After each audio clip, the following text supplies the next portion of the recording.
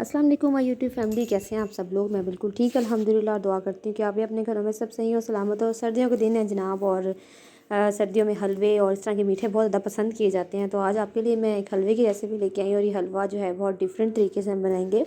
इसमें हम अंडे भी डालेंगे, दूध भी डालेंगे, और बहुत रिच सा ये हलवा बनेगा और बहुत मज़ेदार, बहुत सॉफ्ट, बहुत ज़बरदस्त सा ये हलवा आज बनने जा रहा है। तो आप अपने बच्चों को ज़रूर खिलाएगा। तो चलिए चलते हैं हम अपनी मज़ेदार सी रेसिपी की तरफ। यहाँ पर मैंने जनाब ये मेरे पास ये एक मेजरमेंट कप है, जितनी आपने सूजी लेनी है उतना ही आपने घी लेना है, ठीक है। यहाँ मैंने एक प्याली सूजी ली है और एक प्याली मैंने घी लिया है, और घी को हल्का सा गर्म करके उसमें मैंने जो है ना वो सूजी डाल के उसको हल्का हल्का सा मैं घी के साथ जो है वो भून लूँगी। हमने इसको जैसे हम आम हलवा बनाते हैं ना, जैसे सूजी हम भूनते हैं, इस तरह से हमने इसको भूनना है। ये देखिए घी के अंदर जब इसको हम भून रहे हैं, इसको हमने इतना फ्राई करना है इसके अंदर कि इसका कलर जो है ना वो ये अपना कलर खूबसूरत सा, ये कलर ब्राउन ब्राउन सा कलर करने लग जाएगा, और साथ ही आपको जो है ना इसके अंदर से खुशबू आने लग जाएगी। तो ये देखिए अभी घी में जो है ये आहिस्ता आहिस्ता पक रही है, और इसका जो है वो कलर अभी तो चेंज नहीं हो रहा, क्योंकि हमने इसको मीडियम फ्लेम पे बनाना है। आपने इसको हाई फ्लेम पे नहीं बनाना। अगर आप हाई फ्लेम पे बनाएंगे तो सूजी हमारी फटाफट से जो है ना वो काली हो जाएगी, और जो है वो हलवा हमारा जो है ना वो अच्छे कलर का नहीं बनेगा। तो ये देखिए यहाँ पर अब मैंने क्या किया कि 2 अदद मैंने इलायचियाँ लिया, उसको तोड़ के वही मैंने इसके अंदर डाल दिया। अगर आपका साबुत इलायचियाँ नहीं है तो आप इलायची पाउडर भी यहाँ पर यूज़ कर सकते हैं। इलायचियाँ जो है उसमें बड़ा अच्छा फ्लेवर और खुशबू हमारा देंगी इसके अंदर। अब मैंने इलायचियाँ डाल ली हैं और साथ साथ इसको भूनना शुरू कर दिया। इसको तकरीबन भुनाई में तकरीबन 7 से 8 मिनट आपने इसको भूनना है, और फिर इसका कलर चेंज होना शुरू होगा। लेकिन आपने ये ख्याल रखना है कि हमने इसको मीडियम फ्लेम पे ही बनाना है। तो अब मैं इसको यहाँ से भूनती जा रही हूँ, और साइडों से इसका हल्का हल्का सा कलर आप देखेंगे, घी बिल्कुल देखिए इसके अंदर चला गया, कहीं नज़र नहीं आ रहा।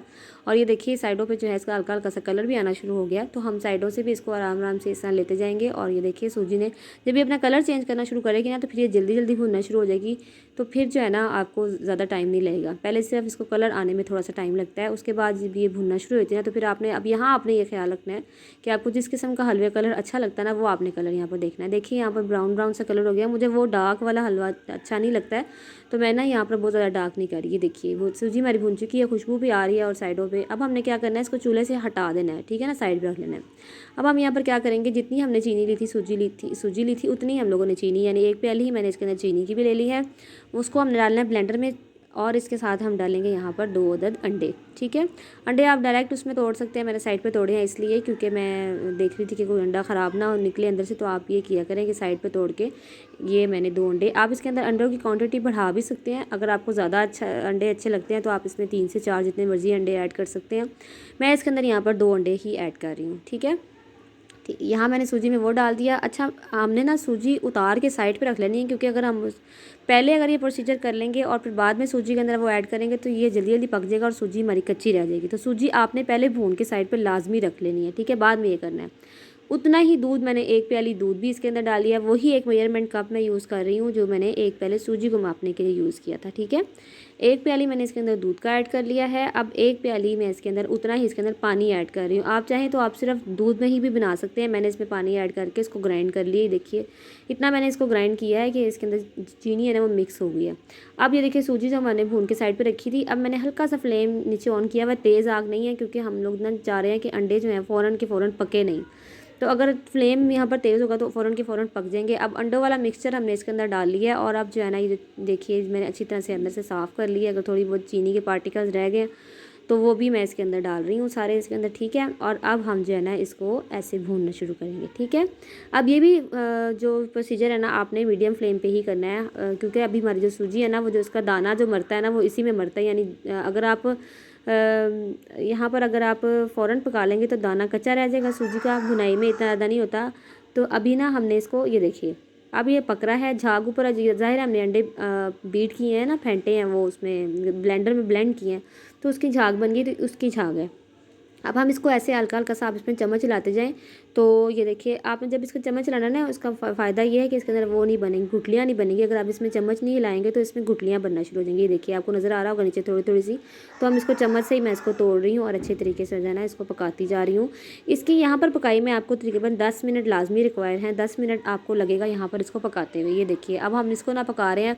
यहाँ पर आप इसका मीठा चेक कर लीजिएगा। कुछ लोग ज़्यादा मीठा खाते हैं तो वो चीनी अपनी क्वान्टिटी के हिसाब से बढ़ा सकते हैं, या कम खाते हैं तो कम भी आप पहले कम डाल के देख लीजिए। लेकिन ये क्वांटिटी परफेक्ट होती है एक हलवे के लिए, क्योंकि हलवा ज़ाहिर है मीठा ही अच्छा लगता है। तो ये बिल्कुल सही मीठा मैंने उसमें डाला हुआ था, बहुत ज़्यादा मीठा भी नहीं था, बहुत ज़्यादा फीका भी नहीं था। अब ये देखिए जैसे जैसे ये पक रहा है तो ये थिकनेस की तरफ जा रहा है। ये देखिए यहाँ पर बड़ा खूबसूरत सा इसका कलर भी आ गया है और बहुत अच्छा सा ये जो हमारा हलवा है वो तैयारी की तरफ जा रहा है।